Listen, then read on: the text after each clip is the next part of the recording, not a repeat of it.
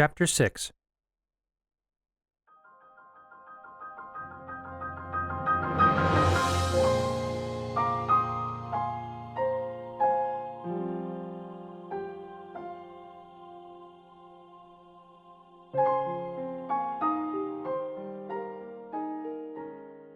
The room that Link entered was dimly lit by paper lanterns hanging from the ceiling support beams.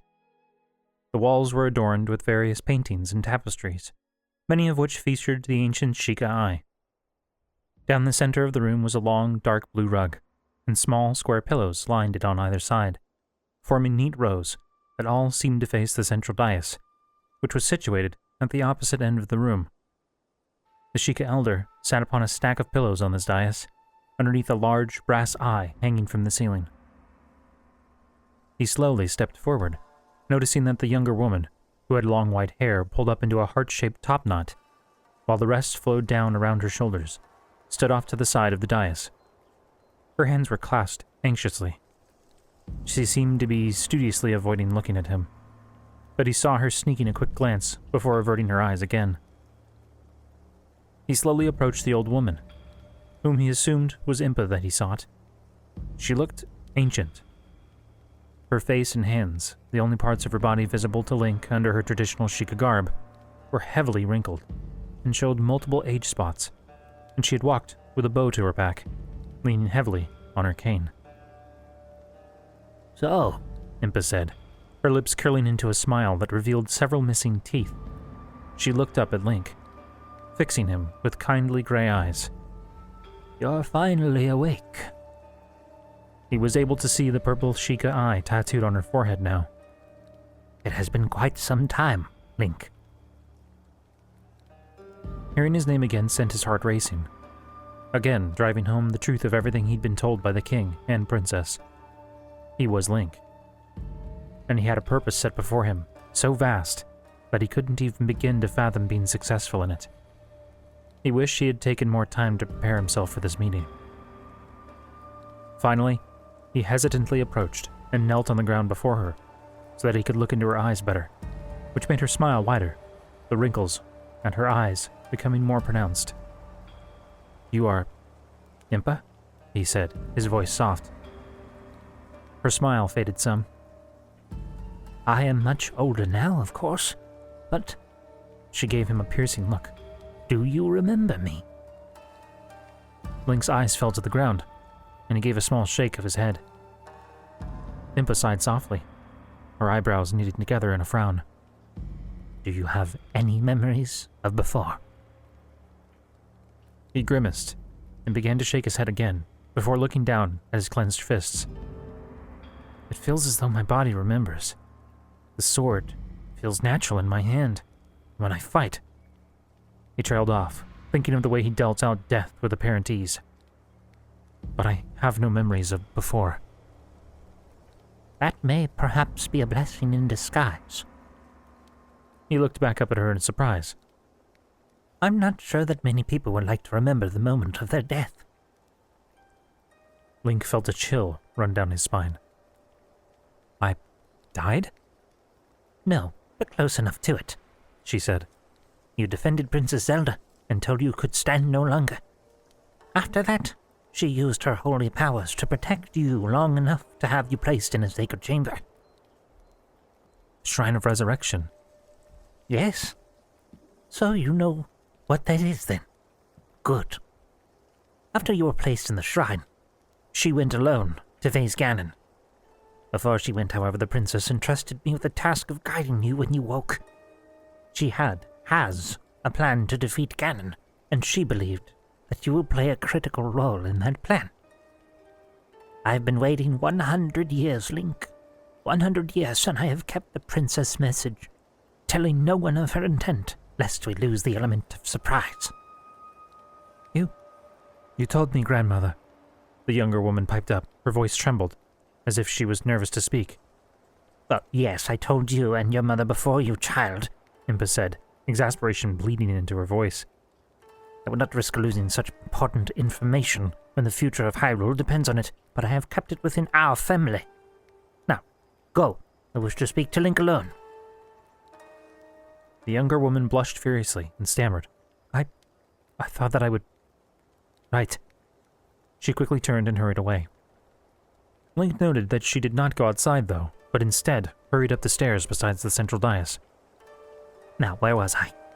My old memory just isn't what it used to be, Impa said. When Link looked at her, a little startled by this revelation, she grinned. That grin faded after a moment, and her expression became grave. Before I go any further, I know that you must have many questions, and you are likely not at all sure of your place in all of this. It does not give me any pleasure to admit to you that I am about to place more burden upon your shoulders. If you wish to rest after your journey, this can wait until morning.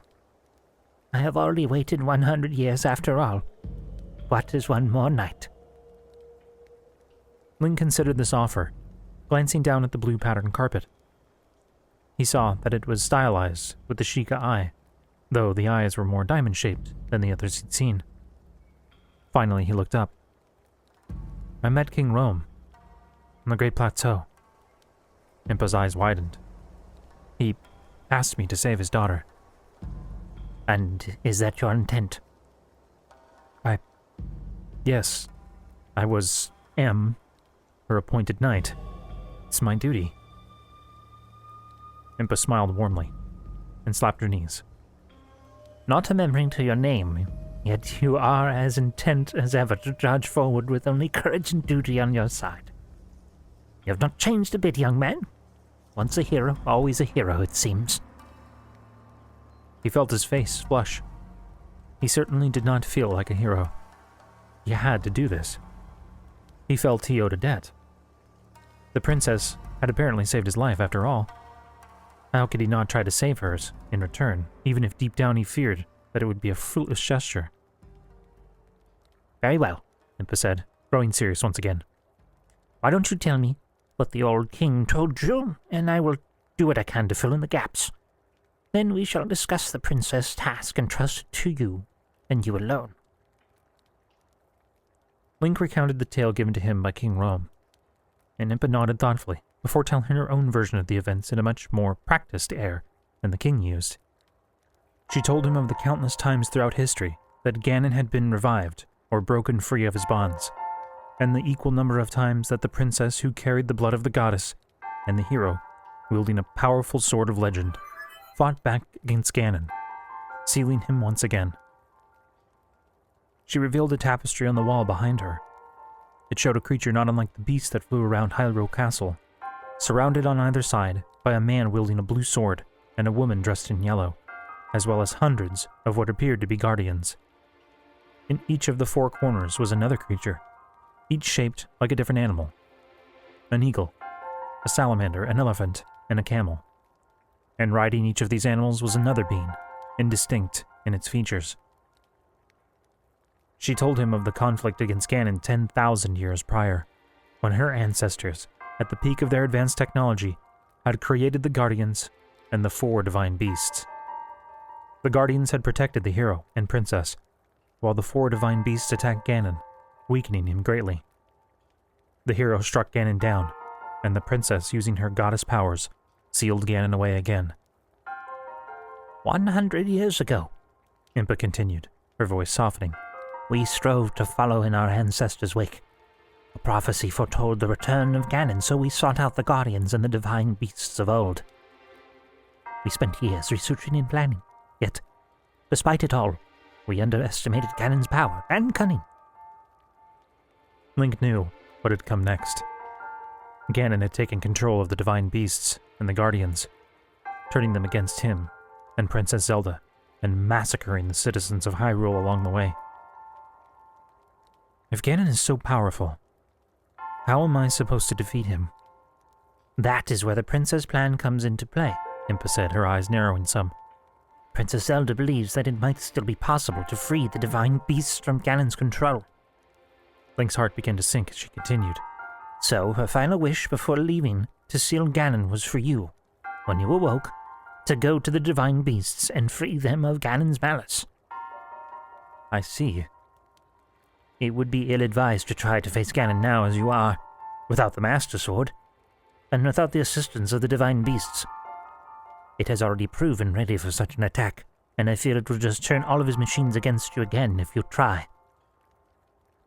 Impa frowned, and seemed to take pity on him, her voice softening. "I am not sure what the princess saw when her powers awakened. She seemed to be more aware of what had happened. I believe that the goddess revealed some things to her. Perhaps she could even see the future. Whatever she saw, she believed in you, Link. She believed that you would be able to cleanse the divine beasts and restore them to their original functionality."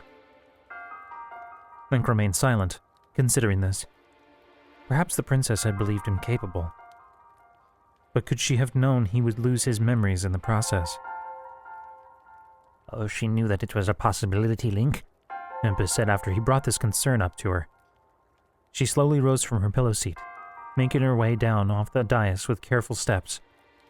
She walked to Link's kneeling form and placed a hand against his shoulder. "And she hoped that you would eventually recover your memories. But even without your memories, she still believed that you would be our best hope to defeat Ganon once and for all." "But why? Why me? Why was I chosen?"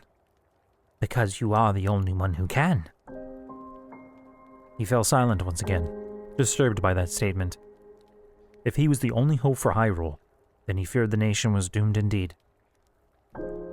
"Princess Zelda hoped that the images that she left on the Sheikah slate might help you recall some of your memories. Have you had a chance to look at them yet?" He frowned at the old woman. "Images?" He reached down to his belt, unhooking the Sheikah slate. He held it out to Impa at her insistence, who took it and frowned, her fingers tapping the screen. "Don't hit the blue one," Link warned, suddenly worried that she might destroy her house by accident. Impa glanced at him. One eyebrow quirked curiously. After a moment, though, she frowned and looked back down at the Sheikah slate. "The camera is not here. I don't understand. When she used this, it and the map were the only runes available. Now there are many more runes, and yet, no." She glanced and looked at Link. "I used it to activate the Sheikah Tower, and those appeared." She considered this information for a time, before nodding slowly. "Perhaps my sister Purah might be of some assistance." Her fingers clicked across the screen rapidly until finally, she turned it around to show him. It showed the map, and he could clearly see the icon that indicated his current location. Impa had added another marker, however, some distance away to the southeast. It was probably at least a day or two's journey, by his estimation, though his understanding of the map's scale wasn't exact. "Purah lives here, in Hateno Village. She's dedicated her life to studying ancient Sheikah technology, the Sheikah slate and its runes in particular, and it is possible that she may be able to restore some additional functionality to your Sheikah slate." He took the Sheikah slate from Impa, frowning down at the blinking yellow icon that she had added. "Wouldn't it be better for me to start towards the divine beasts?" She smiled faintly and placed her hand on the Sheikah slate. "Link, this device is a treasure and will likely be a valuable tool for you on your journey. And I happen to know that, in this device, the princess worked to ensure you would have a place to start from when recovering your memories. If you wish to continue on towards the nearest divine beast, I will not stop you. I might even commend you for your dedication. But we need to do everything we can to be prepared. Repairing this Sheikah slate could ultimately prove invaluable." Impa paused, considering. "Besides, it may be good for you to visit Hateno Village anyway." He gazed at her for several moments, but she did not elaborate further. He looked back at the yellow dot on his map and finally nodded. He stood, clipping the Sheikah slate to his belt. "I'll go there first, then." "I don't mean start towards the village now, you foolish boy," she exclaimed, eyes widening. "By the gods above, you look like you're about to fall over where you stand. Honestly, 100 years and you haven't changed in the slightest. I'd like to think I've gotten wiser with my years." Impa took his arm and pulled him back down in a seated position. "Paya, I know you're listening up there. Make us some tea." "It's not Gerudo tea, is it?" Link said, feeling a sudden rush of heat in the back of his throat. Impa gave him a strange look before shaking her head. "No. Now, tell me all that has happened to you since you woke." The next morning, Link emerged from the village inn, feeling far more refreshed than he had the day before. With some help from Kato, he had been able to bathe, and Kato allowed him to wear one of his Sheikah robes after the bath, while Paya had been instructed to wash his clothing. He had tied his hair back onto a tail with some blue twine, leaving his bangs to hang down, framing his face. His wounds sustained during his battles had been inspected by a man that claimed to be the village healer. His forearm had been covered with some foul-smelling salve, then was wrapped in a new piece of cloth. His new horse had been cared for, fed and watered while he was speaking with Impa. When he walked out of the inn, he found himself feeling strangely content as he observed the bustle of the busy farming village. A young boy hurried by, carting manure in a wheelbarrow, and up the hill an ox bayed as it pulled a plow across a field. A young Sheikah child, a little girl, ran past Link, laughing and calling for her sister to catch her. Another child, a few years older and presumably her sister, chased after her. As he glanced around, he spotted the town's Fletcher, a woman in her middle years, standing near the doorway of the building next door. She smiled warmly at him and winked. Link cleared his throat, turning away quickly. He saw Telma busying herself with her cart, tying supplies down. From what he could see, it looked as though she'd done fairly well in selling through many of the supplies she'd brought, as well as picking up plenty of new wares to sell elsewhere. When she saw him approaching, she stood up straight and smiled broadly at him. "Link, I'm glad you're here. I have some things to give you." She got down from her cart and waved him over. "I never really thanked you properly for saving my life back there, so I found some things that I thought you might need on your journey." She had gathered a small pile of supplies, laying them out in a line on the back of her cart. His eyes widened as he took in what lay before him. There was a new tunic, red with white and green accents, along with several long-sleeved shirts. He also saw new tan trousers and a pair of boots and stockings, along with a dark blue hood and a short cape. She also found various pieces of leather armor, a pair of leather vambraces, a shoulder guard, and a chest guard. Amazingly, there was a bow in the style wielded by the Sheikah, and a quiver full of arrows. Finally, rounding out the treasure trove of gifts was a new wooden shield, emblazoned with the Sheikah eye. "Telma, you didn't... This is too much." He looked at her, eyes wide. She snorted and placed a hand on his shoulder. "If you hadn't been there, I would have never survived that journey. You saved my life, and besides, from what I've heard since arriving here, you may say all of our lives again by the end of your journey." She squeezed his shoulder tightly. "This is the least I can do. I wish I could do even more." He felt the lump form in his throat, feeling suddenly overwhelmed. Did she truly think he could save Hyrule? He barely survived against 4 bokoblins. How was he supposed to destroy Ganon? He did not correct her, however, and finally nodded. "Thank you." "Oh, I traded that other horse. I didn't think you would mind." She nodded towards the small stable, where Spirit was being saddled with a new saddle and bridle. "I was able to get some new traveling gear and provisions for you." Link saw that Spirit's saddle now had full saddlebags, with cooking supplies and a bedroll tied down. Before he could formulate another response, she drew Link into a tight embrace. "I'm going to be heading back out of the village within the hour. Would you like to travel back with me?" "I spoke to Impa, and she told me that you would be heading east to Hateno. So you'll be heading the same direction?" "Yes, of course." Link cleared his throat and nodded again. I'll get things ready." An hour later, Link sat atop Spirit, feeling awkward once again, as what seemed like the entire village turned out to see him off. He was dressed in his new tunic, which fit far better than the old shirt and trousers he'd been wearing earlier. He was grateful to find the new pieces of armor had a place for his shield on his back, and he was able to strap his new bow to the saddle as well.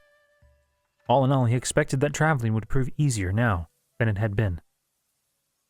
He looked back towards Impa and saw her give a small nod. Next to her, Paya waved before blushing and clasping her hands against her chest. Nodding in return, Link fixed his eyes forward and spurred Spirit into motion, riding out in front of Telma's cart. He tried to ignore the calls of encouragement from the gathered Sheikah as he rode out, and was quite grateful when they entered the pass, leaving the village behind.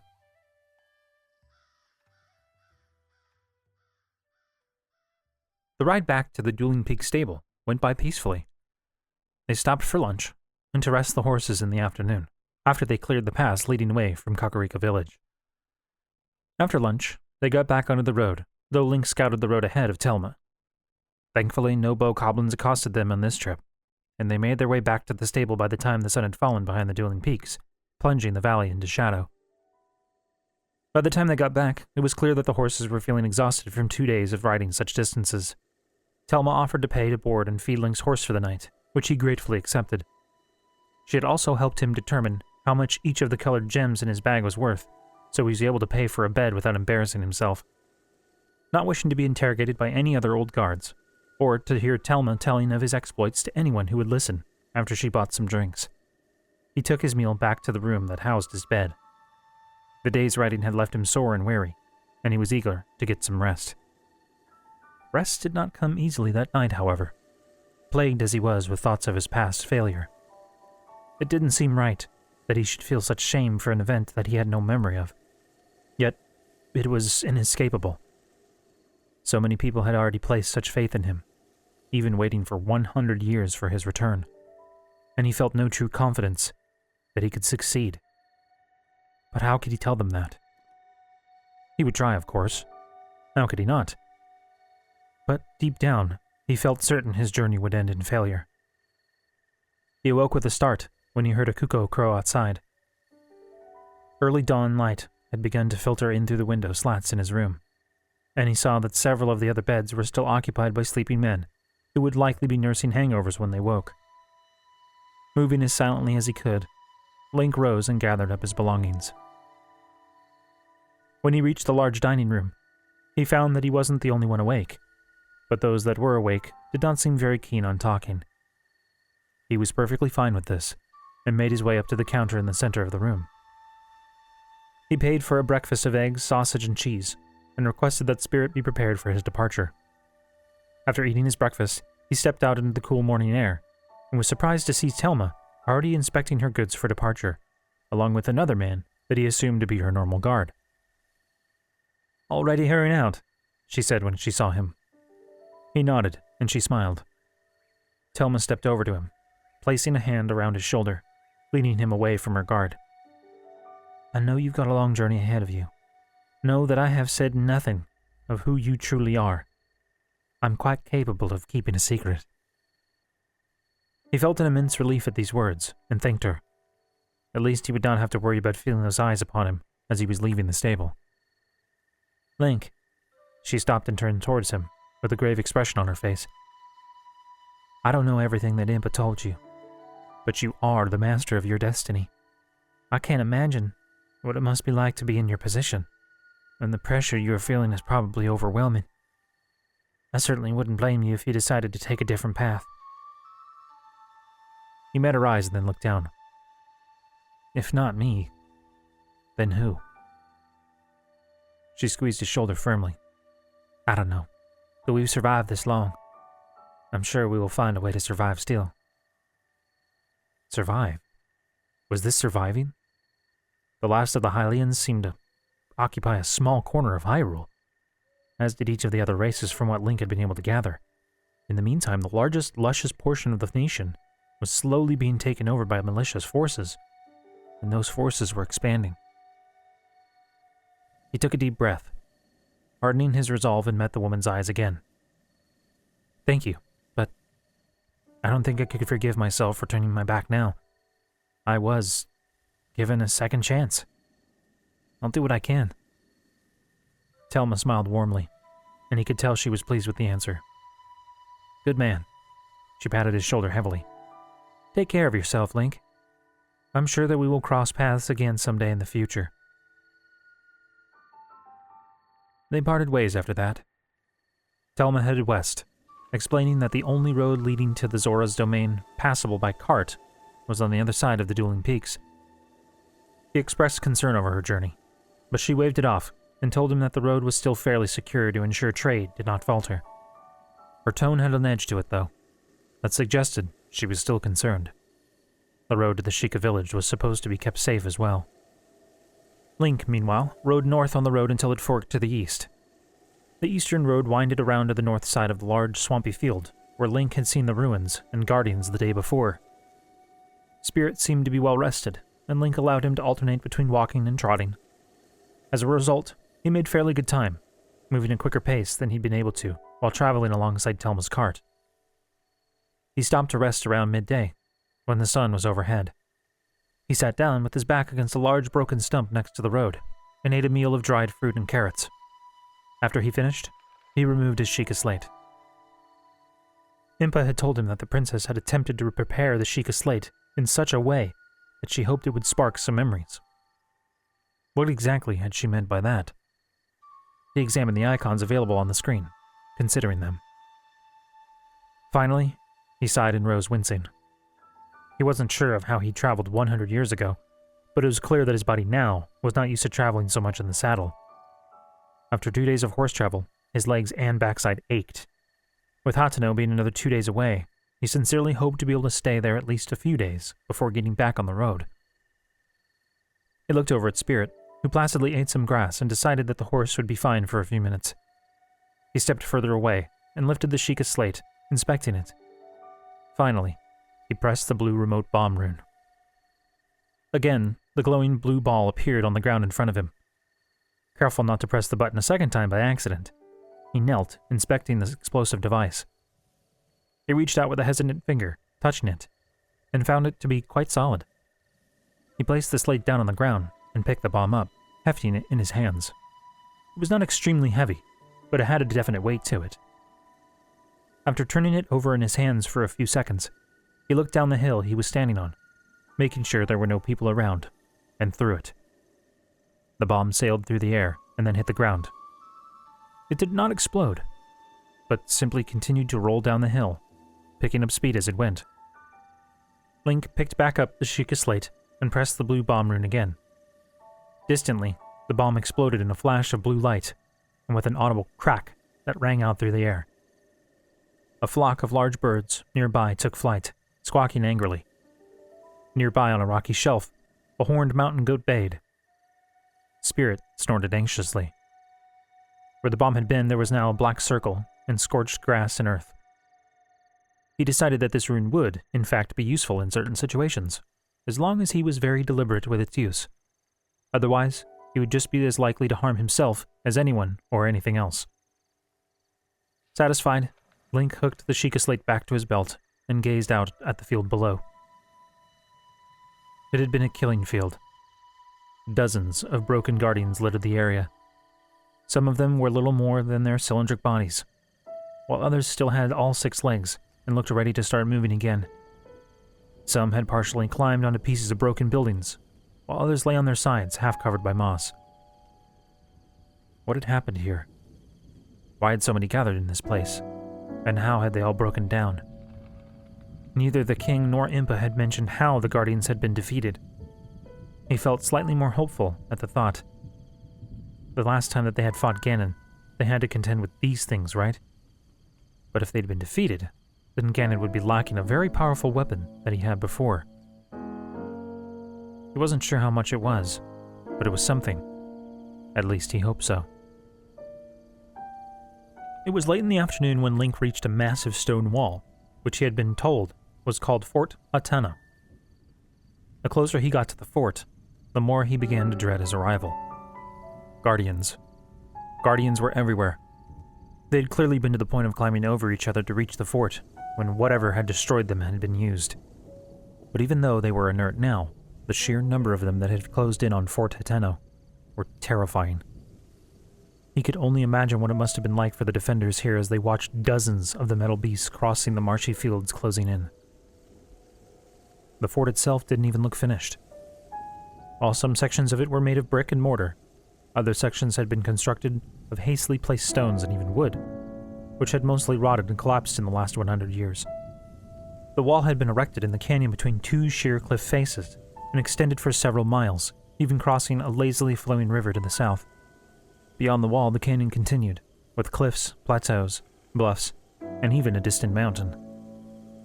Eager to get away from the mass of guardians, he rode Spirit under the rusted iron portcullis and into what appeared to be a peaceful forest.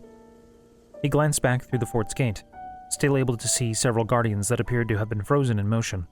much like Link's stasis rune, froze objects in place. They would have destroyed this forest if they had gotten through. Shuddering, he fixed his gaze and continued on. He finally set up camp that night some distance past the fort. He had followed the river as it winded around and under a large bluff. Occasionally, he passed some other travelers on the road who assured him that he was on the right path, but that he still had at least a full day's journey ahead of him. "I don't know if I would camp here," said one such traveler, an older man, as he rode past where Link had dismounted. "They say restless spirits inhabit this place. Soldiers killed in an ancient war thousands of years ago." He motioned across the road to a break in the ridge, where a small valley had formed in the shadow of the rocky hills. Among the sparse trees and grass, Link could see the shapes of dozens of grave markers. Link thanked the man for his information, but made no indication of moving on. He was tired, as was Spirit. They had traveled enough for one day. The old man moved on, having said all he wanted to say, and Link continued making his camp.